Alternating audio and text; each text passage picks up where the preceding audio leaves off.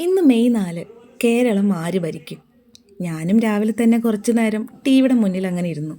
ഓരോ മണ്ഡലത്തിലും വോട്ട് മാറി മറിയുന്നത് കാണുമ്പോൾ ശരിക്കും ഒരു സിനിമ കാണുന്ന ആവേശം. ജയിക്കുന്നവരും തോൽക്കുന്നവരും മാറി മാറി വരികയാണ്. കുറച്ചു നേരം ആ വാർത്ത കണ്ട് അവിടെ ഇരുന്നു.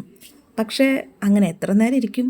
അവിടെ വോട്ട് എണ്ണി തീരുമ്പോഴേക്കും ഇവിടെ എൻ്റെ അടുക്കളയിലെ കാര്യം അവതാളത്തിലാകും. അവിടെ ആര് ഭരിച്ചാലും എൻ്റെ അടുക്കള ഭരണം ഞാൻ തന്നെ നടത്തണം.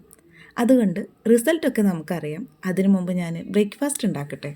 അവിടെ വോട്ടെണ്ണലിൻ്റെ ഓരോ റൗണ്ട് കഴിയുമ്പോഴും ഓരോരുത്തർ ജയിച്ചു കയറുന്നുണ്ട്. അതേ ആവേശത്തിലാണ് ഞാൻ ദോശ ചുടുന്നതിൻ്റെ എണ്ണവും കൂട്ടുന്നത്. അതിലേക്ക് ഒരു കറി കൂടെ ഇനി ഉണ്ടാക്കണം. വയറ് നിറഞ്ഞാലല്ലേ വാർത്ത കാണാനൊരു ഉഷാറുണ്ടാവുള്ളൂ. എനിക്കാണെങ്കിൽ ഈ രാവിലത്തെ അടുക്കളത്തെ പണികളൊക്കെ ഒന്ന് വേഗം തീർത്തുവെച്ചാലാണ് എനിക്കൊരു സമാധാനം കിട്ടുള്ളൂ. ഈ ഭരണമാറ്റങ്ങൾ നാടിൻ്റെ വിധി മാറ്റിക്കുറിച്ചേക്കാം. എങ്കിലും നമ്മുടെ ഓരോരുത്തരുടെയും ജീവിതം മുന്നോട്ട് നീങ്ങാൻ നമ്മൾ തന്നെ അധ്വാനിക്കണം. രാഷ്ട്രീയം നാടിന് വേണ്ടിയിട്ടാണെങ്കിൽ അധ്വാനം നമ്മുടെ വീടിന് വേണ്ടിയിട്ടാണ്. അപ്പോൾ ശരി, വോട്ടെണ്ണലൊക്കെ അതിൻ്റെ പടിക്ക് നടക്കട്ടെ. എല്ലാവർക്കും നല്ലൊരു ദിവസം ആശംസിക്കുന്നു.